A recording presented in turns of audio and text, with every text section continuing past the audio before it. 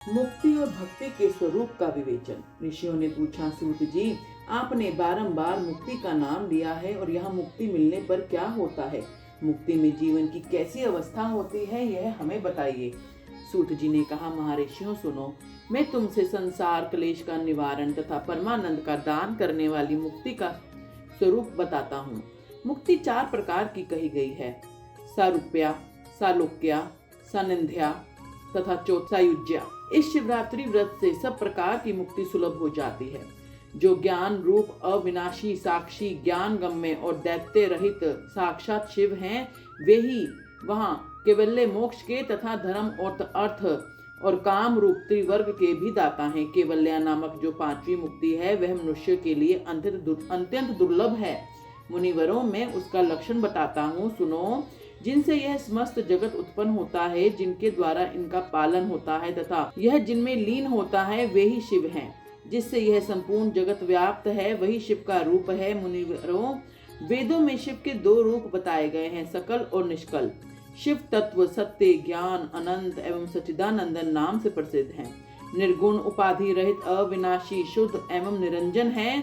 वह न लाल है, न पीले है, न सफेद है, न नीला, न छोटा है, न बड़ा, और न मोटा है, न महीन। जहाँ से मन सहित वाणी उसे न पाकर लौट जाती है, वह पर ब्रह्मा परमात्मा ही शिव कहलाता है। जैसे आकाश सर्वत्र व्यापक है, उसी प्रकार यह शिव तत्व भी सर्वव्यापी है। यह माया से परे संपूर्ण द्वंद्वों से रहित तथा मत्सरता शून्य परमात्मा है। यहाँ शिव ज्ञान का उदय होने से निश्चय ही उसकी प्राप्ति होती है, अथवा द्विजो सूक्ष्म बुद्धि के द्वारा शिव का ही भजन संध्या करने से सत्पुरुषों को शिववत की प्राप्ति होती है। संसार में ज्ञान की प्राप्ति अत्यंत कठिन है, परंतु भगवान का भजन अत्यंत सुकर माना गया है। इसलिए संत शिरोमणि पुरुष मुक्ति के लिए भी शिव का भजन ही करते हैं। ज्ञान स्वरूप मोक्ष परमात्मा शिव भजन के ही अधीन है। भक्ति से ही बहुत से पुरुष सिद्धि लाभ करके प्रसन्नता पूर्वक परम मोक्ष पा गए हैं। भगवान शंभु की भक्ति ज्ञान की जननी मानी गई है, जो सदा भोग और मोक्ष को देने वाली है। वह साधु महापुरुष के कृपा प्रसाद से सुलभ होती है।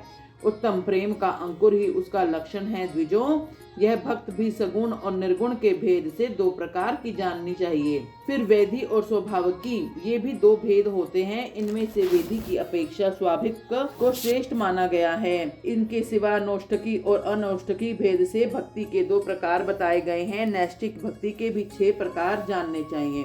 अनैष्ठिक एक ही प्रकार की है। फिर विवाहिता हो अविवाहिता, भेद से विद्वानों ने उसके अनेक प्रकार माने हैं। उनके बहुत से भेद होने के कारण वहाँ विस्तृत वर्णन नहीं किया जा रहा।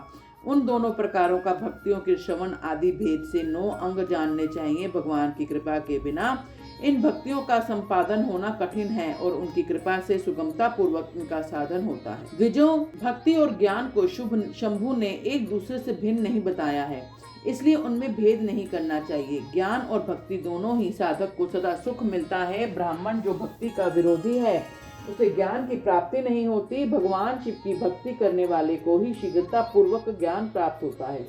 अतः मुनीश्वरों, महेश्वर की भक्ति का साधन करना आवश्यक है। उसी से सबकी सिद्धि होगी, इसमें संशय नहीं है। महर्षियों, तुमने जो कुछ पूछा था उसी का मैंने वर्णन किया है। इसमें प्रसंग को सुनकर मनुष्य के सभी पाप नष्ट हो जाते हैं और वह मुक्त हो जाता है।